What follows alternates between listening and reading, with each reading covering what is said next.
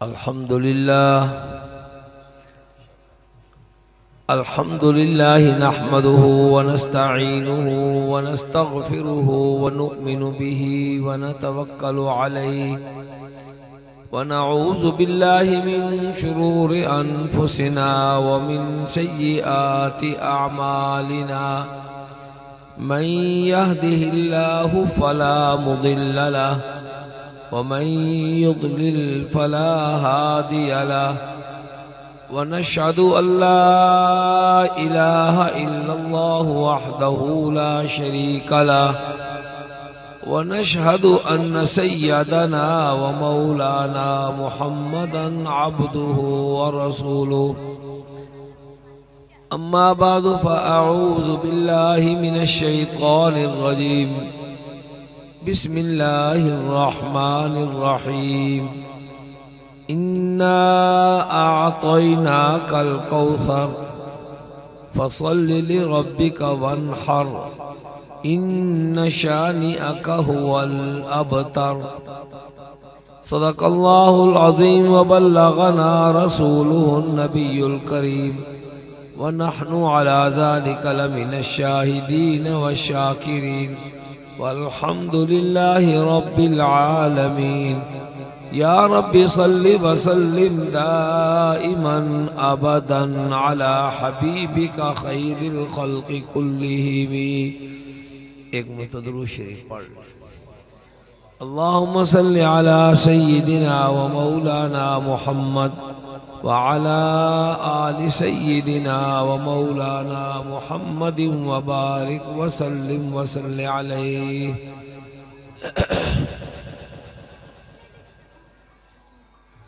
حضرات محترم، میں قاری محمد امین قاسمی صاحب اور ان کی ساری ٹیم، ان کو میں مبارک پیش کرتا ہوں کہ انہوں نے اپنے جذبہ صادقہ کے ساتھ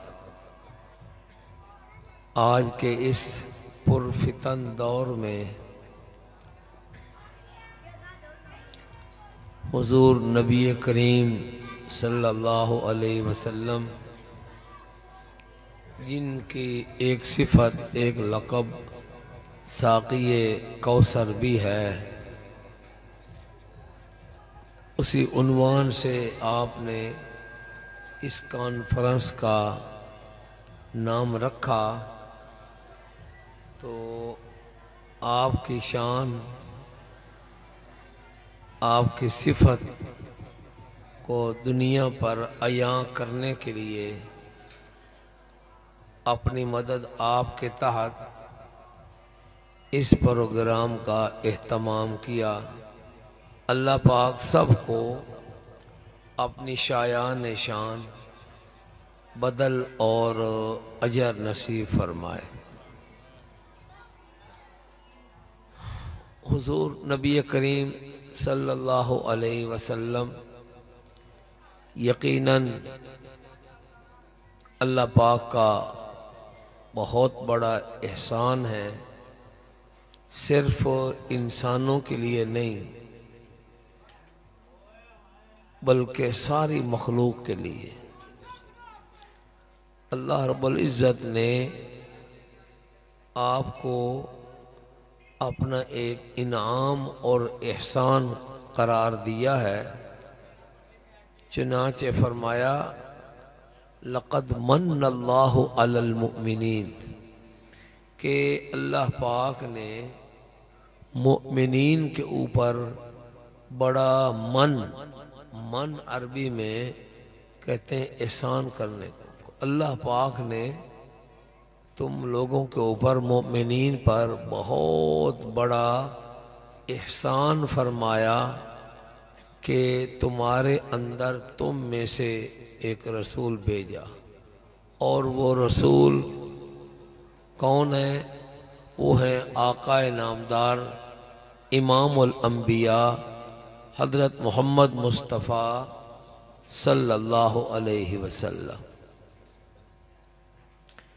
آپ کی تشریف آوری وہ صرف انسانوں کے لیے یا مسلمانوں کے لیے ہی باعث رحمت نہیں ہے، انسانوں کے علاوہ اور جتنی مخلوقات ہیں ان سب کی طرف آپ کو رحمت بنا کر بھیجا گیا۔ ایک حدیث پاک لمبی ہے، اس میں حضور نبی کریم صلی اللہ علیہ وسلم نے اپنی خصوصی صفات جو اللہ پاک نے صرف آپ کو ہی عطا فرمائی ہیں اور کسی نبی میں وہ نہیں ہے، جہاں ان کا ذکر فرمایا ان میں ایک چیز یہ فرمائی، وہ ارسلت الی الخلق کافہ، کہ میں تمام قسم کی جو مخلوقات ہیں ان سب کی طرف رسول بنا کر بھیجا گیا ہوں۔ اور قرآن پاک میں آپ صلی اللہ علیہ وسلم کو رحمت للعالمین قرار دیا ہے، یعنی آپ سارے جہانوں کے لیے رحمت بن کر آئے ہیں۔ ہمیں تو آپ کا فائدہ ہے ہی ہے۔ آپ ذرا یہ غور کریں، جب امت کا یہ عقیدہ ہے کہ اگر حضور علیہ السلام دنیا میں تشریف نہ لاتے تو یہ زمین و آسمان، یہ کون و مکان، یہ سمندر، دریا، پہاڑ، شجر و حجر کچھ نہ ہوتا۔ کتنی بڑی ذات ہے آپ صلی اللہ علیہ وسلم۔ اسی وجہ سے جب اتنی بڑی ہستی، اتنی بڑی ذات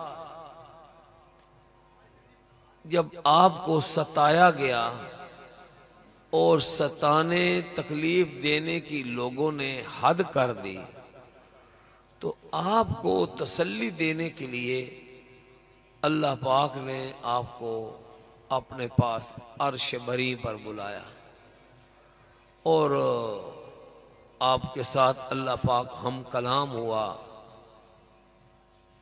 اور آپ کو تاج نبوت جو ہے وہ پہنایا گیا، صرف آپ کا دل بہلانے کے لیے کہ دنیا والوں نے آپ کو سمجھا نہیں ہے، اور جو آپ کی قدر کرنے کا حق بنتا تھا وہ ان کی قدر نہیں کی گئی، تو دل بہلانے کے لیے اللہ پاک نے وہ سیر کروا دی۔ یہاں بھی ہم بھی جب اپنے گھروں میں کاروبار میں ہوتے ہیں تو روزے رکھتے ہیں یا بقرعید کا موسم آتا ہے تو لوگ کہتے ہیں یار کام کر کر کے نہ تھک گئے، چلو دل خوش کرنے کے لیے نا کوئی سیر سپاٹا کرتے ہیں، کوئی مری چلا جاتا ہے، کوئی ناران، کوئی کاغان، ہاں جی کوئی چلا جاتا ہے، تو کھلی آب و ہوا میں جا کر بندہ سانس لیتا ہے، ذرا تازہ ہو جائے۔ حضور علیہ السلام کو بھی جب مشرکین مکہ نے ستایا تو آپ کا دل بہلانے کے لیے اللہ پاک نے آپ کو ایسی سیر کروائی کہ آج تک کوئی اس کا تصور بھی نہیں کر سکتا۔ یہ اللہ پاک نے کیوں کروایا؟ اس لیے کہ اللہ پاک کو آپ محبوب ہی اتنے زیادہ تھے۔ تو بڑے، میں تو کہتا ہوں حقیقت بات یہ ہے، بڑے بدقسمت لوگ ہیں وہ جو حضور علیہ السلام کو کوئی تانا دیتے ہیں، آپ کے لائے ہوئے دین پر انگلیاں اٹھاتے ہیں۔ اللہ رب العزت کا کلام پاک قرآن مجید جو سراپا رحمت ہے اور ہمیں حیات جاویدانی دینے والی کتاب ہے۔ آج دشمن اس کتاب کو، اس قرآن پاک کو عدالت کے کٹہرے میں کھڑا کر کے تو وہ امریکہ والے قرآن پاک پر دہشت گردی کا ایکٹ لگا کر اس کے خلاف مقدمہ قائم کرتے ہیں، اور نعوذ باللہ من ذالک قرآن پاک کو مجرم قرار دے کر پھر اس کو سزائے موت دیتے ہیں۔ وہ قرآن پاک کے اوپر وہ گولیاں برساتے ہیں۔ او ظالموں، یہ قرآن پاک، اس میں کیا ہے؟ اللہ پاک کا ذکر خیر ہے،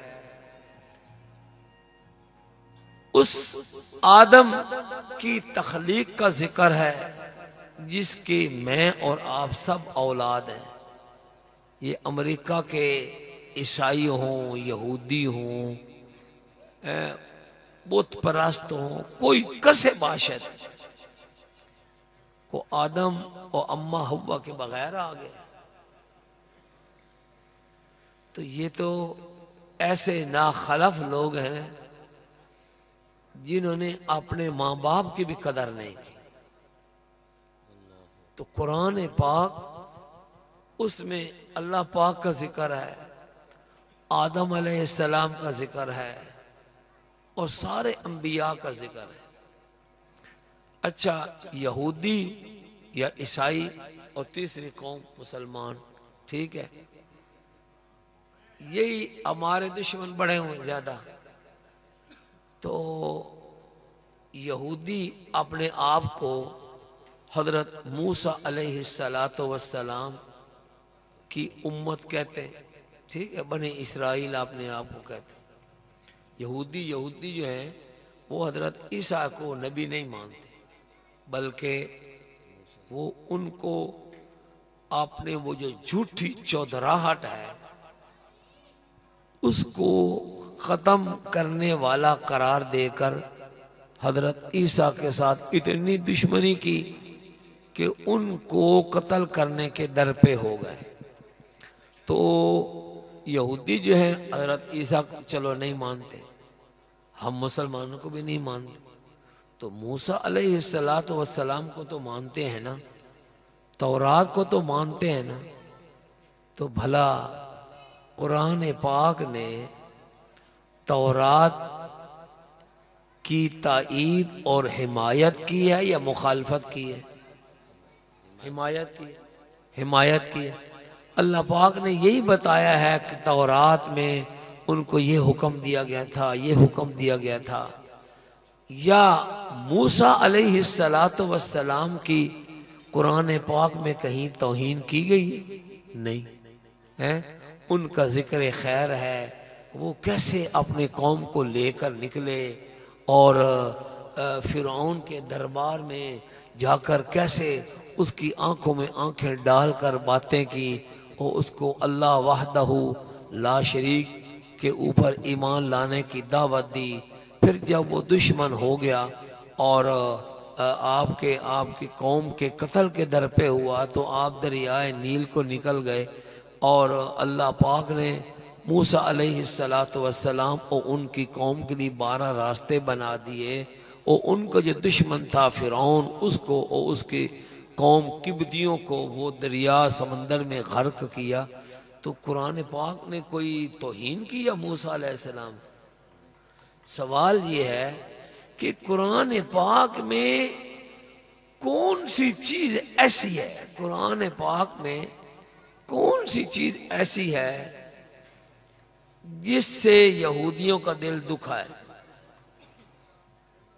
قرآن پاک نے تو ایک عام انسان نہیں، ایک نبی کی عزت احترام کرنے کا حکم دیا، اور یہاں تک فرمایا لا نفرق بین احد من رسلہ، اللہ کے رسولوں میں سے ہم کسی کے درمیان تفریق نہیں کرتے کہ اس رسول کو مانتے ہیں، اس کو نہیں مانتے۔ ہم تو جب تک اجمالی طور پر تمام انبیاء کی نبوت پر ایمان نہ لے آئے، ہم تو اپنے آپ کو مسلمان ہی شمار نہیں کرتے، اور ظالم یہودیوں ہمارے ساتھ دشمنی کون سی؟ قرآن پاک نے تمہارا کون سا گھر اجاڑا ہے؟ اچھا یہودی میں نے تذکرہ کر دیا، قرآن پاک میں جگہ جگہ ان یہودیوں کا تذکرہ ہے۔ عیسائی، حضور علیہ السلام نے، عیسائی کون ہے؟ حضرت عیسیٰ علیہ السلام کو ماننے والے، ٹھیک ہے؟ تو حضور علیہ السلام نے حضرت عیسیٰ علیہ السلام کے بارے میں فرمایا کہ میں تم سب سے زیادہ حضرت عیسیٰ علیہ السلام کے ساتھ تعلق رکھنے میں زیادہ حقدار ہوں۔ آپ نے بھی ان کی تائید کی، اور جو ہے نا یہودی الزام لگاتے تھے، بکواس کرتے تھے کہ ہم نے حضرت عیسیٰ علیہ السلام کو بڑے غلط طریقے سے قتل کر دیا، سولی پر چڑھا کر مار دیا۔ حضور علیہ السلام نے تو یہودیوں کے اس عقیدے کی بھی تردید کی، اور آپ نے فرمایا ان عیسیٰ لم یمت، کہ عیسیٰ علیہ السلام فوت نہیں ہوئے، وَإِنَّهُ رَاجِعٌ إِلَيْكُمْ قَبْلَ يَوْمِ الْقِيَامَةِ، اور تحقیق اے یہودیو عیسیٰ علیہ السلام قیامت سے پہلے ضرور لوٹ کر تمہارے پاس آئیں گے۔ اچھا عیسائی بھی یہی کہتے ہیں کہ عیسیٰ علیہ السلام زندہ ہیں، ہم بھی کہتے ہیں عیسیٰ علیہ السلام زندہ ہیں، ٹھیک ہے؟ اچھا یہودی کہتے ہیں کہ عیسیٰ علیہ السلام کو ہم نے قتل کر دیا۔ ان یہودیوں کی دیکھا دکھائی قادیانی مرتد مرزا قادیانی، وہ بھی کہتا ہے عیسیٰ علیہ السلام فوت ہو گئے۔ بھائی ہم عیسائیوں سے کہتے ہیں کہ تم بھی عیسیٰ علیہ السلام کو آسمان میں زندہ مانتے ہو، ہم بھی عیسیٰ علیہ السلام کو زندہ مانتے ہیں، ہم تو ان کے معجزات کا اقرار کرتے ہیں، اور آپ کی تعلیمات میں ہم برکت حاصل کرتے ہیں۔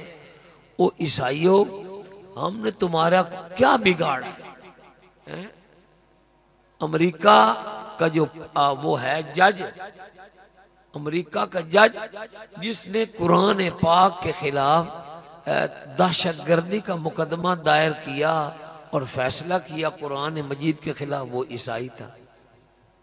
تو ان سے پوچھنا تو چاہیے یہودیوں اور عیسائیوں سے کہ اسلام نے، قرآن نے اور نبی اسلام نے تمہارا کیا بگاڑا ہے؟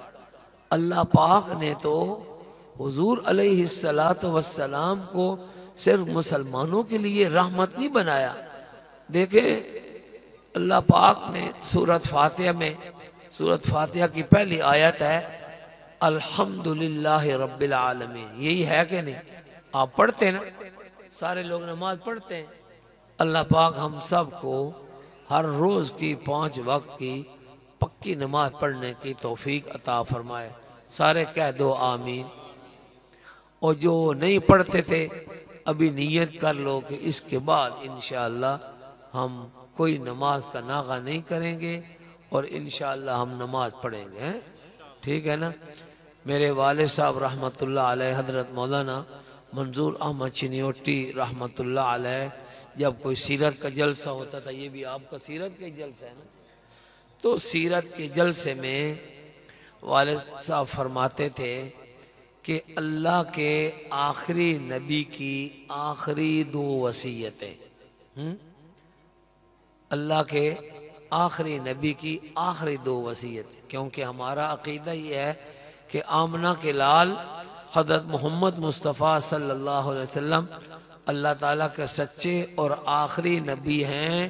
آپ کے بعد ہر قسم کی نبوت کا دروازہ بند ہے نا، تو آپ اللہ کے آخری نبی ہوئے۔ تو آپ صلی اللہ علیہ وسلم نے دنیا سے رخصت ہوتے ہوئے جو آخری 2 وصیتیں فرمائی ہیں وہ کیا ہے؟ فرمایا الصلاۃ وما ملکت ایمانکم، اے لوگو میں تو تمہیں چھوڑ کر جا رہا ہوں، 2 چیزوں کا دھیان رکھنا، ایک تو نماز کا دھیان رکھنا، دوسرا وما ملکت ایمانکم، وہ لوگ جو تمہارے ہاتھوں کے نیچے ہیں، یعنی تمہارے ماتحت ہیں، تمہارے نوکر چاکر ہیں، تمہارے نوکرانیاں ہیں، تمہاری بیویاں ہیں، تمہارے بچے ہیں، چھوٹے بہن بھائی ہیں، جو تمہارے دست شفقت کے نیچے ہیں، ان کا خیال رکھنا۔ یہ ہمارے نبی صلی اللہ علیہ وسلم کی آخری 2 وصیتیں ہیں۔ اس لیے میرے بھائیوں، میری بہنوں، نماز کے بغیر کوئی چارہ کار نہیں۔ تو اللہ رب العزت نے سورۃ فاتحہ کی پہلی آیت میں اپنے لیے جو صفت اختیار فرمائی، فرمایا الحمدللہ رب العالمین، کہ تمام تعریفیں اس اللہ کے لیے ہیں رب العالمین، جو رب ہے سارے جہانوں کا۔ رب کا معنی پالنے والا، تو اللہ پاک نے اپنے آپ کو رب العالمین قرار دیا اور حضور علیہ الصلاۃ والسلام کو رحمت للعالمین قرار دیا۔ کیا مطلب ہے؟ کہ جہاں جہاں تک اللہ رب العزت کی ربوبیت کا اثر پہنچتا ہے، وہاں وہاں تک آقا نامدار حضرت محمد مصطفیٰ صلی اللہ علیہ وسلم کی رحمت کا اثر پہنچتا ہے۔ اور امام فخر الدین رازی رحمۃ اللہ علیہ نے لکھا ہے کہ اللہ پاک نے جب اپنے آپ کو رب العالمین اور آپ کو رحمت للعالمین قرار دیا ہے، تو عالمین کیا چیز ہے؟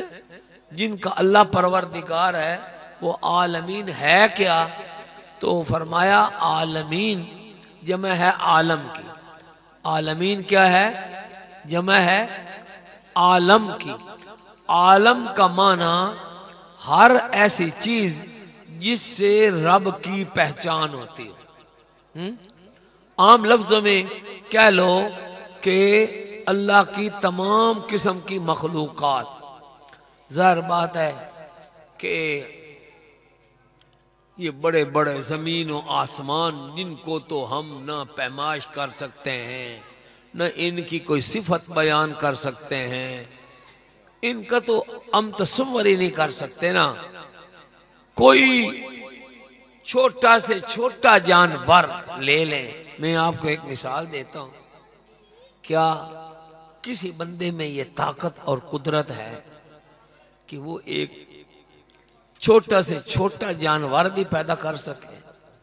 جانور تو پیدا کرنا دور کی بات ہے۔ اللہ پاک فرماتے ہیں کہ اگر ایک مکھی تمہاری کوئی پڑی ہوئی چیز شرینی وغیرہ، اس سے کوئی چیز اپنی چونچ سے لے کر اڑ جاتی ہے، سلب کر کے چھین کر کے لے جاتی ہے، تو اس چیز کو وہ واپس نہیں لا سکتا۔ انسان تو اتنا بے بس ہے۔ تو اللہ پاک کی عالمین کیا ہے؟ اللہ پاک کی وہ تمام مخلوقات جو رب نے پیدا کی ہیں، اللہ ان کے پروردگار ہیں، اور حضور علیہ الصلاۃ والسلام ان سب کے لیے رحمت بن کر آئے۔ وہ عالمین کیا ہیں؟ انہوں نے کہا کہ وہ عالمین یعنی مخلوقات 80,000 قسم کی ہیں۔ فرمایا 40,000 قسم کی مخلوقات وہ خشکی کے اوپر، بس کرو،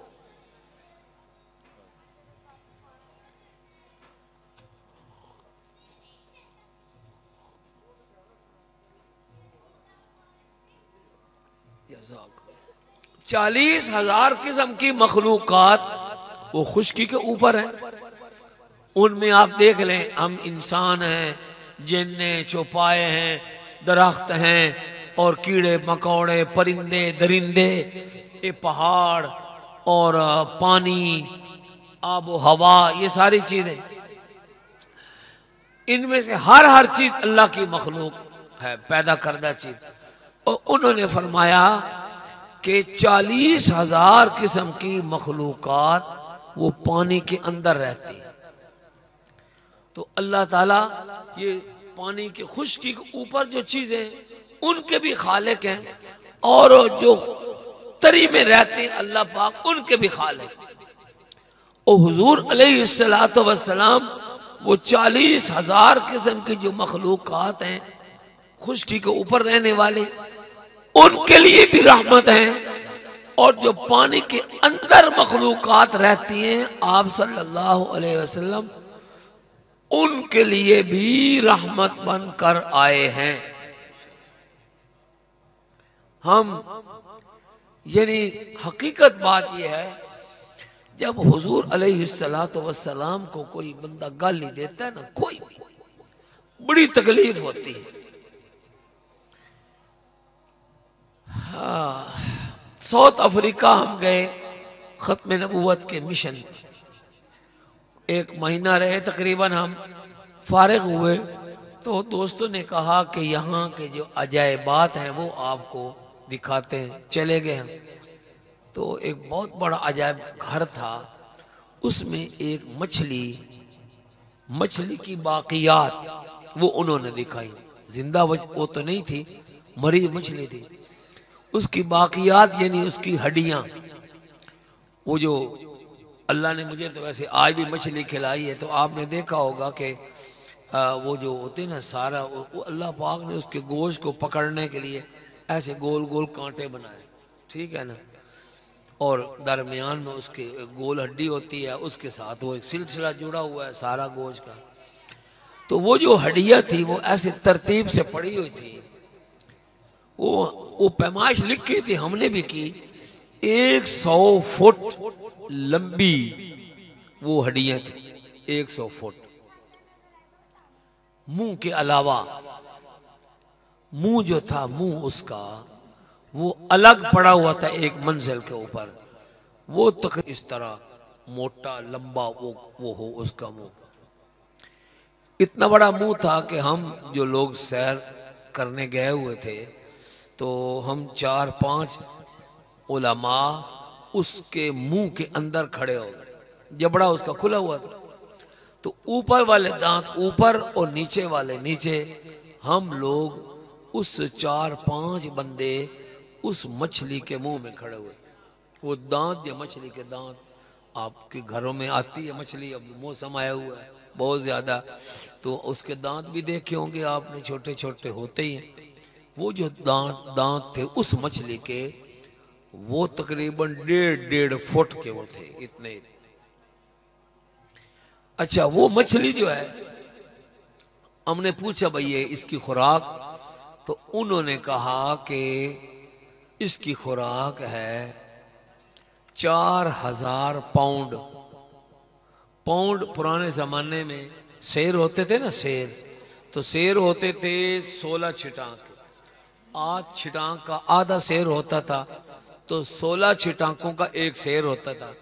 اب سیر کے بدلے آ گیا کلو گرام، یعنی وہ سیر جو ہے وہ تقریباً 1,000 گرام کے برابر وہ ایک سیر ہوتا تھا. 8 چھٹانک کا آدھا سیر ہوتا تھا، تو یہ پاؤنڈ جو ہے وہ 7 چھٹانک کا ہوتا تھا. سیر آدھا سیر ہی لگا لو، تو 4,000 پاؤنڈ کا مطلب بن گیا 2,000 سیر ہیں، 2,000 سیر. اور 40 سیر کا ایک من ہوتا ہے، تو 100 سیر جو ہے 100 سیر ان کے 2.5 من بن گئے ہے نا. تو 1,000 سیر کے کتنے بنے جی؟ بولو، کوئی ہے نہیں سکول پڑھا ہوا ریاضی. 100 کے 1,000 کے 25 من.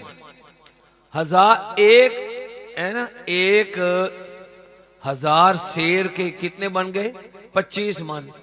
اور 2,000 سیر کے بن گئے 50 من 50 من خوراک اس ایک مچھلی کی ایک دن کی ہے. یہ اس مچھلی کو خوراک دینے والا کون ہے؟ بولو. اس مچھلی کو خوراک دینے والا کون ہے؟ اللہ. اللہ اس مچھلی کے بھی خالق ہیں اور حضور نبی کریم صلی اللہ علیہ وسلم اس مچھلی کے لیے بھی رحمت بن کر آئے. ہم نے کہا بھائی یہ تو آپ نے بڑی بڑی مچھلی دکھا دی. مولانا آصف رشیدی صاحب پتہ نہیں ساؤتھ افریقہ گئے کہ نہیں گئے؟ ماشاءاللہ پتہ نہیں پھر آپ نے وہ دیکھا عجائب گھر نہ دکھایا ہوگا انہوں نے. ہمیں وہ لے گئے. پتہ نہیں کون سا شہر تھا، ڈربن تھا یا جوہانسبرگ، کوئی شہر تھا. اچھا کراچی تو جاتے ہی ہے ماشاءاللہ. کراچی کی ایک پاپلیٹ مچھلی ہے، میں نے تو کھائی ہے. وہ تقریباً اس سائز کی ہوتے ہیں، یعنی 8-9 انچ جو ہم نے دیکھی عام کراچی کے سمندر کی. وہاں جو تھی وہ پاپلیٹ مچھلی وہ تقریباً 10-10 فٹ کی تھی. 10-10 فٹ کی. یہ یعنی ساؤتھ افریقہ کے سمندر میں. اب وہ ایک مچھلی تو نہیں ہوتی ہوگی اس سمندر میں، ہزاروں کی تعداد میں وہ مچھلیاں ہوتی ہوں گی. وہ بڑی جو میں نے آپ کو وہ بتائی ہے 1.5 فٹ لمبے دانتوں والی مچھلی ایک مچھلی نہیں ہوگی، وہ ہزاروں مچھلیاں ہوں گی. ان ہزاروں مچھلیوں کو ہر روز رزق کون دیتا ہے؟ اللہ. وَمَا مِن دَابَّةٍ فِي الْأَرْضِ إِلَّا عَلَى اللَّهِ رِزْقُهَا. روئے زمین پر نہیں ہے چلنے والا رینگنے والا کوئی جانور مگر اللہ کے ذمہ ہے اس کا رزق دینا اور اس کو رزق پہنچانا. آج جو لوگ یہ یعنی رزق سے تنگ آ کرنا جی پیسہ نہیں مل رہا، روٹی نہیں مل رہی تو خودکشیاں کر جاتے ہیں. یہ قرآن و سنت کے بالکل خلاف ہے. جب اللہ نے وعدہ لیا ہوا ہے میں ہر بندے کو دوں گا اس کی ضرورت کے مطابق، تو اللہ سے مانگو تو صحیح. ٹھیک ہے. اچھا ہم نے کہا کہ بھائی یہ تو بڑا جانور دکھا دیا، کوئی چھوٹا جانور بھی دکھاؤ. انہوں نے کہا آئیں آپ کو چھوٹا جانور بھی دکھاتے ہیں. تو ہم ایک اور جگہ چلے گئے اور بھی بہت ساری چیزیں تھی. انہوں نے ایک پانی کا گلاس ہمیں دکھایا، کہا دیکھو یہ کیا ہے؟ ہم نے کہا گلاس. انہوں نے کہا بیچ میں کیا؟ ہم نے کہا پانی. انہوں نے کہا دھیان سے دیکھو کوئی اور چیز اس میں سے تلاش کرو. ہم نے بڑا غور سے دیکھا کوئی چیز نظر نہیں آئی. تو انہوں نے پھر وہ جو آرشی شیش ہوتا ہے نا خوردبین، وہ جو چھوٹی چیزوں کو بڑا کر کے دکھاتی ہے، وہ اس کے اوپر رکھی. ہمیں کہا اب دیکھو. ہم نے جو دیکھا تو وہ جو پانی تھا نا گلاس میں، اس میں ایک گلاس جو آپ پانی گٹر گٹر کر کے پی جاتے ہیں نا، پتہ نہیں اللہ نے اس پانی میں کیا کیا رکھا ہوا ہے. وہ جو ہمیں پانی صاف شفاف نظر آ رہا تھا، اس پانی کے گلاس میں ہزاروں جانور. اب وہ حضرات محترم اتنے چھوٹے چھوٹے جانور ہیں کہ ہمیں بغیر وہ خوردبین کے نظر نہیں آ رہے. اللہ پاک ان جانوروں کو بھی خوراک دے رہے ہیں. اور اللہ اکبر اللہ اکبر. اللہ وہ علیم و خبیر اور علی کل شیء قدیر. وہ اتنے چھوٹے معصوم جانور کو بنانے والا اللہ، اگر ایک گلاس میں وہ ہزاروں جانور ہیں تو اتنے بڑے سمندر اور ساری زمین کی تہ میں پانی، اس سارے پانی میں کتنے اربوں کھربوں وہ جانور رہتے ہوں گے. اللہ ان کا بھی خالق ہے اور آمنہ کے لال ان ساری مخلوقات کے لیے رحمت بن کر آئے. وہ جانور اس کا منہ بھی ہوتا ہوگا، اس کے ہاتھ پیر ہوتے ہوں گے، اس کی آنکھیں، ان کی ناک، ان کے کان ہیں، سارا نظام ہضم، دل، گردے، سارا کچھ ہوتا ہوگا. اللہ کے پاس اسٹاک کتنا بڑا ہے. اللہ کے پاس اچھا ہم نے کہا کہ بھائی یہ جو مخلوق ہے جو اندر پانی میں پھر رہی ہے یہ کیا کھاتی ہے؟ انہوں نے کہا کہ اللہ نے ان کے لیے بھی اور مخلوق پیدا کی ہے. اب وہ مخلوق اتنی چھوٹی ہے کہ ان کے منہ میں آ جاتی ہے. وہ جو اتنی مخلوق اتنی چھوٹی جو ہمیں پورا کا پورا جانور کھلی آنکھ سے نظر نہیں آ رہا اس کا منہ کتنا سارا ہوگا بولے سوچے. ہم نے کہا وہ دکھائیں تو انہوں نے کیا کیا یہ جو انسولین لگانے والی سرنج ہوتی ہے وہ ایک اور پانی تھا اس میں وہ ڈالی اس سے نہ وہ بھری وہ سرنج نکالی اور یہ پہلے والا جو گلاس تھا اس میں وہ ایسے پچکاری اندر جب ڈالی تو اب آپ اندازہ کریں وہ پانی کتنا ہوگا وہ کتنا باریک ہو کر نکلتا ہے اس سوراخ سے. جب وہ پانی کی سرنج اس گلاس میں گئی تو ایک اور رنگ کے ایک اور طرز کے وہ ہزاروں جانور نکل آئے. وہ پھر ہم نے خوردبین سے دیکھا جب وہ جانور نکلے تو اس وقت جو پہلے والے جانور تھے ان کے پنجے پنجے نکل آئے ایسے پاؤں نکل آئے جیسے پنجے پنجے. وہ انہوں نے ایسے ایسا کیا ایسے ایسے وہ سارا کو سمیٹ لیا اور ایسے ہضم کر گئے. یہ اللہ کی مخلوقات ہے. اب یہ جو ہم نے وہ چھوٹی مخلوق دیکھی ہے یقیناً اس کی بھی خوراک اللہ نے کوئی نہ کوئی بنائی ہوگی. آپ دیکھیں وہ اتنی چھوٹی مخلوق اس کا دل گردہ ہاتھ پاؤں آنکھیں دماغ وہ سب کچھ اللہ بنانے والا ہے. تو اللہ رب العالمین ہے کہ نہیں؟ اور آپ صلی اللہ علیہ وسلم کو ان ساری مخلوقات کے لیے اللہ رب العزت نے رحمت قرار دی ہے.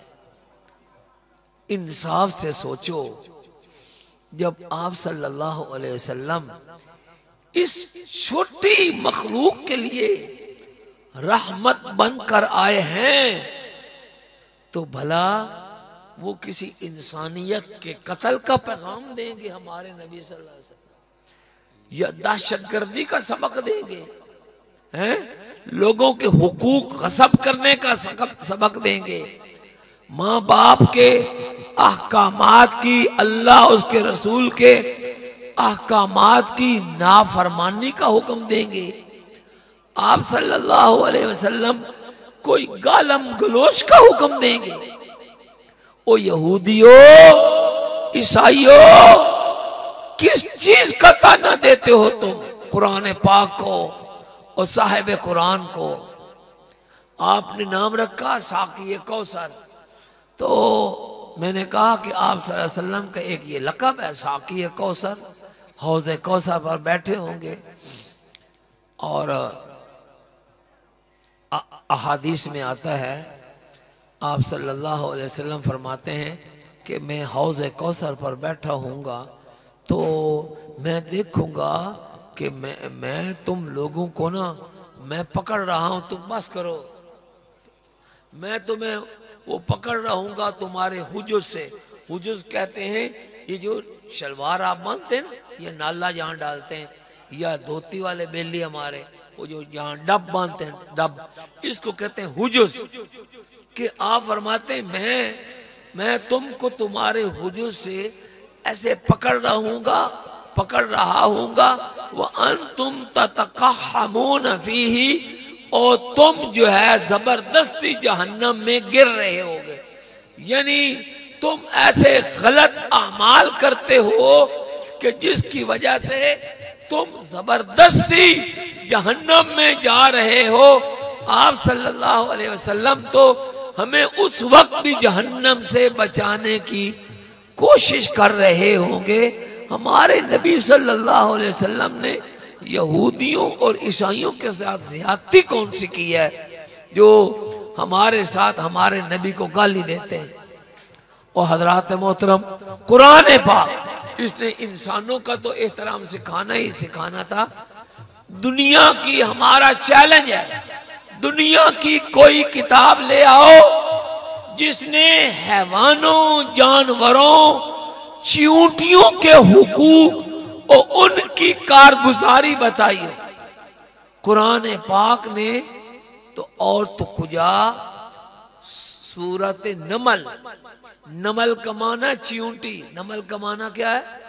چیونٹی، چیونٹی کی فریاد، چیونٹی کی رویداد بتانے کے لیے ایک چیونٹی کے نام پر پوری سورت نازل فرما دی۔ قرآن پاک نے تو ایک ایک جانور کے آداب، اس کی خیر خیریت کی حفاظت کرنے کا ہمیں درس دیا ہے۔ سنیں سورت نمل میں وہی جس آیت کی وجہ سے سورت کا نام سورت نمل پڑا، اس میں ایک آیت ہے، چیونٹی کہتی ہے یا ایھا النمل ادخلوا مساکنکم، اے چیونٹیو تم گھس جاؤ اپنے اپنے سوراخوں میں۔ مسکن، مساکن جمع مسکن کی یعنی رہنے کی جگہ، تو چیونٹیوں کی رہنے کی جگہ کون سی ہوتی ہے؟ وہ چھوٹے چھوٹے سوراخ ہی ہوتے ہیں نا۔ وہ بڑی چیونٹی اپنی بہنوں کو کہہ رہی ہے یا ایھا النمل ادخلوا مساکنکم، اے چیونٹیو تم گھس جاؤ اپنے گھروں میں۔ لا یحتمنکم سلیمان، کہ کہیں ایسا نہ ہو کہ سلیمان علیہ السلام اور ان کی فوج کہیں تمہیں روند ہی نہ دیں، کہیں تمہیں کچل ہی نہ دیں۔ وہم لا یشعرون، اس حال میں کہ ان کو پتہ بھی نہ ہو۔ کیوں؟ حضرت سلیمان علیہ السلام کا لشکر جب چلتا تھا تو وہ تو اونٹ، گھوڑے، ہاتھی، وہ لاکھوں کی تعداد میں جانور اور لشکر چل رہا ہوتا۔ اب جب اتنا بڑا قافلہ چل رہا ہو جس میں گھوڑے ہوں، ہاتھی ہوں، اونٹ ہوں، قسم و قسم کے جانور، تو ظاہر بات ہے دھول تو اڑتی ہے نا۔ کچے راستے، سڑکیں کہاں ہوتی تھی اس زمانے، تو کچے راستوں میں اب جب دھول اڑ رہی ہو، جو بندہ اونٹ پر بیٹھا ہو یا ہاتھی پر بیٹھا ہو، اس کو پتہ چلے گا کہ میرے پاؤں کے نیچے یا میرے ہاتھی کے پاؤں کے نیچے چیونٹی آ رہی، کو پتہ چلے گا؟ نہیں نہ چلے۔ تو چیونٹی کا تصور مسلمان کے بارے میں کیا ہے؟ وہ تصور یہ ہے کہ مسلمان کو اگر پتہ ہو کہ میرے یا میری سواری کے پاؤں کے نیچے کوئی چیونٹی آ رہی ہے تو وہ اس کو نہیں مسلے گا، نہیں کچلے گا۔ چیونٹیاں وہ ان کا ہمارے بارے میں یہ تصور ہے کہ مسلمان بلا وجہ ایک چیونٹی کو بھی تکلیف نہیں دے گا۔ او یارو، جب ہمیں تو یہ معصوم جانور، چیونٹیاں، یہ کتے، بلے، یہ پرندے اور ان چیزوں کا خیال رکھنے کا حکم دیا گیا ہے، تو مسلمان کب دہشت گرد ہوتا ہے، مسلمان ظالم کب ہوتا ہے؟ سب سے بڑا دہشت گرد دنیا کا اس وقت وہ امریکہ ہے، اس کے وہ حواری ہیں جو 46 قسم کی فوجیں لے کر افغانستان آئے تھے اور 21-22 سال ان افغانی نہتے لوگوں کے اوپر جنگ مسلط کی، کارپیٹڈ کہتے ہیں، بم، یعنی کہ ایسے بم برسائے کہ کوئی جگہ خالی نہیں چھوڑی ہیں۔ سارے کالے کرتوت آپ نے اور ملتے ہیں مسلمانوں کے منہ پر کہ مسلمان دہشت گرد ہیں۔ مسلمان سے بڑا امن قائم کرنے والا، امن پسند کوئی بندہ ہے ہی کوئی نہ، اور یہ امن کا سبق ہمیں ہمارے دین نے دیا ہے، ہمارے نبی نے دیا ہے۔ ہمارے تو دین کا نام ہی، ہمارے مذہب کا نام ہی ایمان ہے، اور ایمان امن سے نکلا ہے، سلامتی سے، اسلام سلامتی سے نکلا ہے۔ اس لیے اس ساقی کوثر کو، نبی رحمت کو ٹھکرا کر آج قادیانیوں کے ساتھ ہمارا کیا جھگڑا ہے؟ ہمارا یہ جھگڑا ہے کہ اللہ پاک نے اس ساقی کوثر کو، آمنہ کے لال محمد مصطفیٰ کو سارے جہانوں کے لیے رحمت بنا کر بھیجا ہے۔ او ظالم قادیانیوں، بتاؤ وہ سارے جہانوں میں یہ قادیانی شامل نہیں؟ بولے اگر یہ انسان ہے تب بھی شامل ہے۔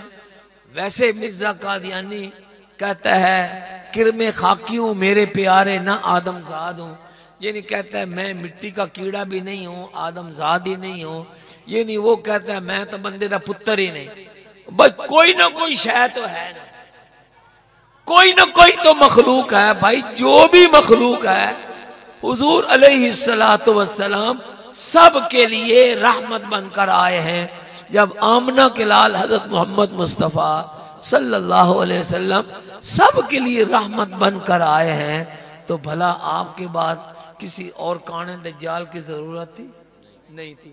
ہم تو قادیانی کو کہتے ہیں کہ حضور علیہ السلام رحمت للعالمین ہیں، شفیع المذنبین ہیں، اور ہمارے دکھوں کا مداوا ہیں، اور پہلی امتوں کے اوپر جو بڑے بڑے بوجھ تھے، ان کے اوپر اغلال طوق تھے، بوجھ تھے، ان کو ہٹانے کے لیے آئے ہیں۔